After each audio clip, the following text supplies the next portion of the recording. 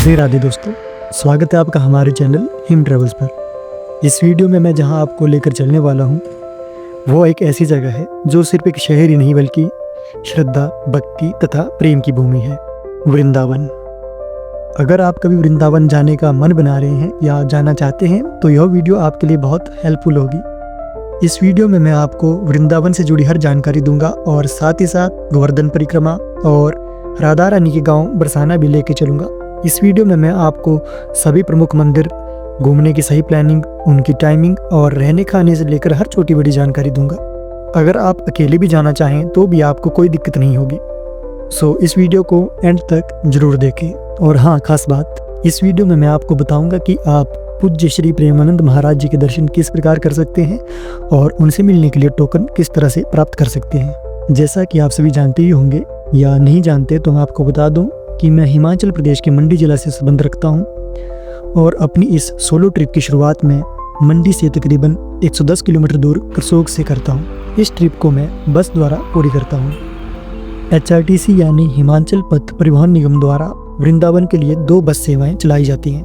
पहली ज्वालाजी से वृंदावन वाया नदौन, धनेटा, उन्ना, चंडीगढ़, दिल्ली, फरीदाबाद, और दूसरी कक्कड़, हमीरपुर, वृंदावन वाया बोटा, गुमारवी, चंडीगढ़, दिल्ली, फरीदाबाद, पलवल, कोसी। मैं इस यात्रा के लिए हमीरपुर वृंदावन बस को चुनता हूँ, जिसके लिए मुझे पहले करसोग से सुंदरनगर से घाघस और घाघस से गुमारवी पहुँचना पड़ा। रात का सफ़र है और लंबा सफ़र है, तो मेरी सलाह माने तो आप अपने साथ पानी की बोतल, जूस और कुछ स्नैक्स कैरी कीजिएगा। ज़्यादा हैवी खाना मत खाइएगा ताकि आपको सफ़र में कोई परेशानी का सामना ना करना पड़े। गुमारवी से बस के चलने का समय रात 9 बजे का था। मैं पहली बार वृंदावन जा रहा था और वो भी अकेले, तो मन में एक्साइटमेंट के साथ साथ थोड़ी घबराहट भी थी। गुमारवी से थोड़ा आगे बस का 15-20 मिनट का ब्रेक होता है। फिर 11:30 बजे हम चंडीगढ़ पहुंच गए और फिर रात के 1:30 बजे बस हरियाणा के समना बाहू में अपना तीसरा ब्रेक लेती है, जहां चाय और स्नैक्स ले सकते हैं। यहाँ पर वृंदावन से ज्वालाजी जा रही बस तथा अन्य बसें भी ब्रेक लेती हैं।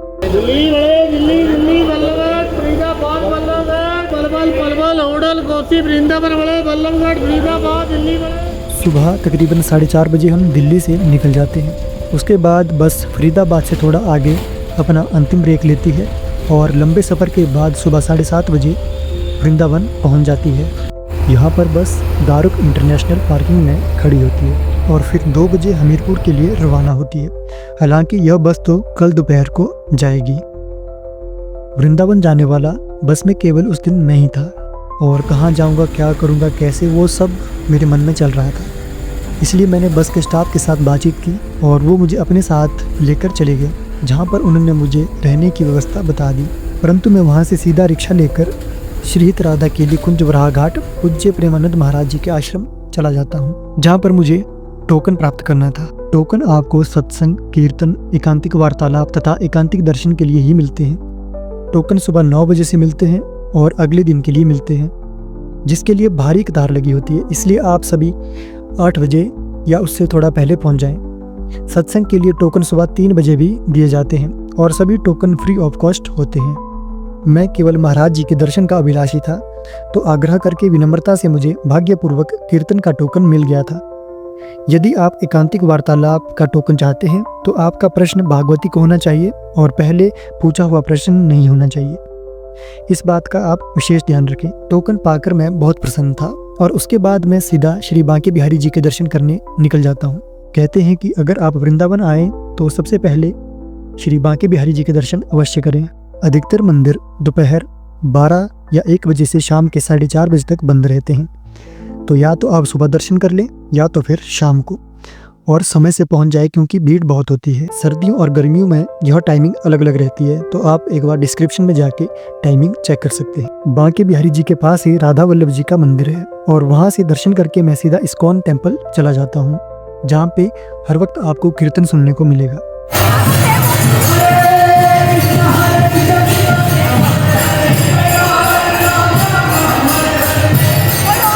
अकेलेपन की घबराहट जो मेरे अंदर थी वो पूरी तरह से गायब हो गई थी।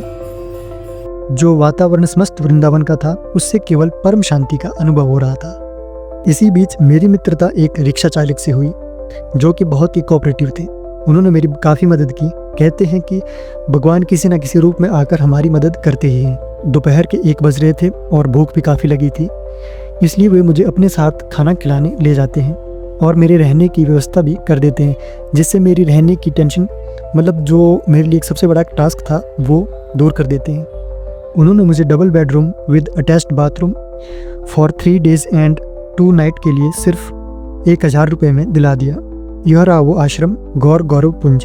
यह आश्रम राधा केली कुंज से पैदल केवल 10 मिनट की दूरी पर स्थित है। उसके बाद मैं अपना सामान रूम में रखकर थोड़ी देर रेस्ट करने के बाद शाम को केशी घाट चला जाता हूँ, जहाँ यमुना में लोग बोटिंग का आनंद उठा रहे थे।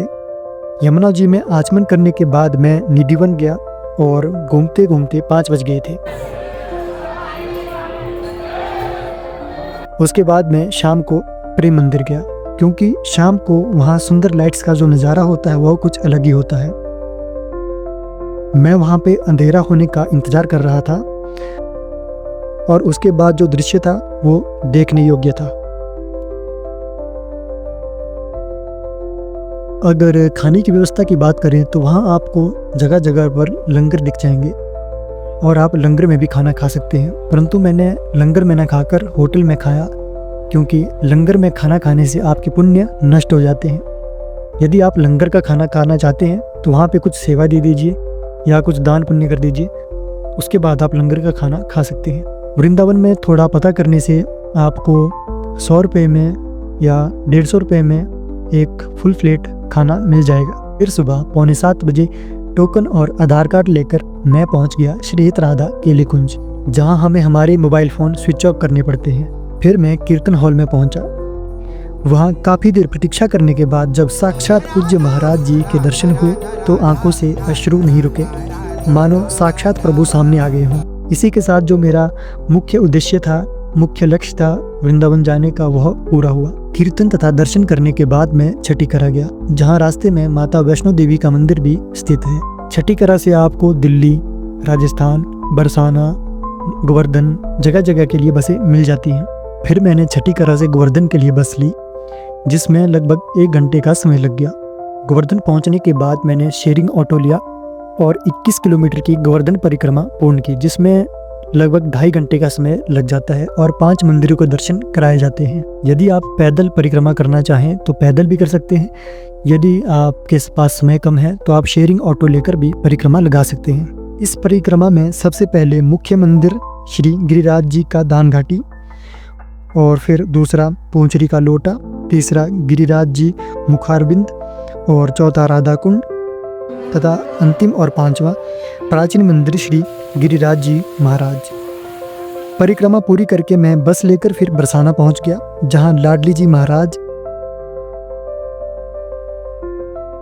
और कीर्ति मंदिर के दर्शन करके वापस लौट गया वृंदावन। बरसाना से वृंदावन की दूरी लगभग 50 किलोमीटर है, जिसमें कि 2 से 2.5 घंटे का समय लग जाता है। खाना खाने के लिए काफ़ी सारे ढाबे अवेलेबल हैं, तो आप अपनी पसंद से और रेट पता करके खा सकते हैं। प्रातःकाल पूज्य गुरुदेव जी के दर्शन करके मेरा मन नहीं भरा था, तो इसलिए मैं रात को दोबारा 2 बजे से थोड़ा पहले रात्रि दर्शन के लिए परिक्रमा मार्ग पर खड़ा हो गया और दूसरी बार पूज्य महाराज जी के दर्शन करने का सौभाग्य प्राप्त हुआ। उसके बाद 15 जनवरी 2025 को मैं सुबह एक फ़ोटो फ्रेम लेकर पुस्तक तथा थोड़ी बहुत और शॉपिंग करके दिल्ली को निकल गया। दिल्ली के लिए आपको छठीकरा से बसें मिल जाएंगी। फिर वृंदावन से दिल्ली, दिल्ली से चंडीगढ़ और फिर चंडीगढ़ से मैं सुबह शिमला पहुंच जाता हूं, जहां से अब मुझे घर जाना है। अगर आप अपना समय बचाना चाहते हैं तो आप किसी रोडवेज की बस लेकर छठीकरा से दिल्ली जाएं। रोडवेज की बसें प्राइवेट बसों के मुकाबले कम समय लेती हैं। और ये रही हमारी शिमला से श्री मूल वाहनाग जाने वाली आज की बस, जिसमें कि हमारे परिचालक श्री करण भाई जी आज अपनी सेवाएं दे रहे हैं। यह बस सुबह 10:30 बजे ISBT शिमला से चलती है। फिर हम राजधानी शिमला से निकल पड़े अपने आगे के सफ़र पर।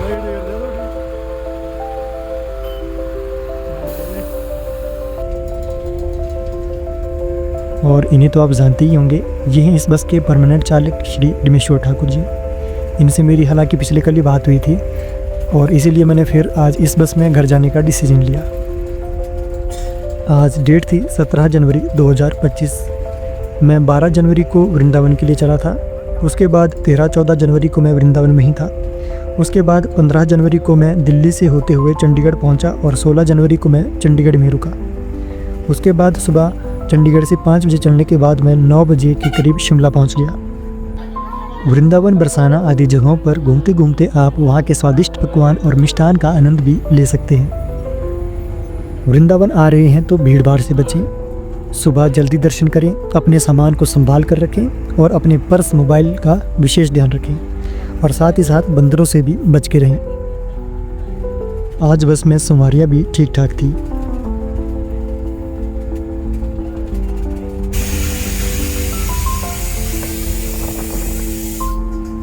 और ये रही सरचा से शिमला जा रही बस, जो कि कल शिमला से महुना को जाएगी। इस रूट की पूरी डिटेल्ड इन्फॉर्मेशन आपको हमारी पुरानी वीडियोस में मिल जाएगी, तो आप उन वीडियोस को देखकर इस रूट के बारे में जानकारी पता कर सकते हैं। अगर मैं बात करूं इस ट्रिप के पर्सनल एक्सपीरियंस की, तो मैं तो आपको यह सलाह दूंगा कि आप कम से कम 2 दिन के लिए तो वृंदावन ज़रूर विजिट करें। दूसरी बात, अपने एक्सपीरियंस से जो मैं आपको शेयर करना चाहूँगा वो ये है कि हो सके तो आप अकेले जाएँ। अकेले नहीं जा सकते तो आप यार दोस्तों के साथ भी जा सकते हैं, उसमें भी कोई बुराई नहीं है। लेकिन जो वाइब्स, जो एक्सपीरियंस आप अकेले फील कर सकते हैं वो शायद ही किसी और के साथ हो। क्योंकि बात पता क्या है, वृंदावन एक स्पिरिचुअल प्लेस है, एक प्रेम भूमि है। तो जब आप किसी ऐसी जगह पे जाते हो, तो अगर आप ग्रुप में जाते हो तो या तो आपका ध्यान अपने दोस्तों की बातों में होगा या फोटोज़, वीडियोज़, या मतलब कुछ भी, डेफिनेटली आप मतलब उस क्लाइमेट के साथ पूरी तरह से कनेक्ट नहीं कर पाते हो। लेकिन जब आप बिल्कुल अकेले जाते हो, आसपास के सारे लोग अनजान होते हैं, कोई बात करने को नहीं होता, साथ घूमने को नहीं होता, साथ खाने को नहीं होता, तो तब आप वो जो वहाँ का एनवायरनमेंट होता है, वहाँ का जो क्लाइमेट होता है, वहाँ की जो वाइब्स होती है, उनको अच्छे से एक्सपीरियंस, उनको अच्छे से फील कर पाते हो। अगर तो आप जस्ट घूमने के पर्पज़ से जा रहे हो, तब तो आप 10 लोग जाए, 20 लोग जाए, कोई दिक्कत की बात नहीं है। लेकिन हाँ, अगर आप कुछ एक्सपीरियंस, कुछ रियलिटी में कुछ एक्सपीरियंस करना चाहते हो, उस इरादे से जा रहे हो, तो मैं आपको प्रेफर करूँगा कि आप 1 या 2 ही जाएँ, या तो आप अकेले जाएं या तो 2 से ज़्यादा मत जाएं। पर अपनी बात करूं तो यार सच में वहाँ पर 2 दिन पूरी श्रद्धा से बिताने के बाद मेरे खुद की लाइफ में, मेरे खुद के थॉट्स में बहुत सारी चेंजेस आए हैं जो शायद ही आ पाते कभी। उम्मीद करता हूँ कि ये वीडियो आपके लिए इन्फॉर्मेटिव रही होगी।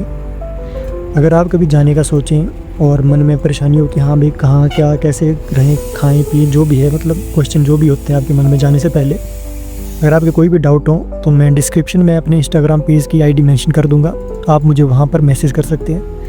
मैं अपनी पूरी कोशिश करूंगा कि आपकी मदद कर पाऊँ। तो दोस्तों, यह थी मेरी वृंदावन यात्रा की एक झलक। उम्मीद करता हूं कि आपको यह वीडियो पसंद आई होगी और ये वीडियो आपके लिए मददगार साबित हो। इस वीडियो को अपने दोस्तों के साथ शेयर कीजिए और हमारे चैनल को सब्सक्राइब कीजिए। मिलते हैं आपसे एक और नई वीडियो में, तब तक के लिए राधे राधे।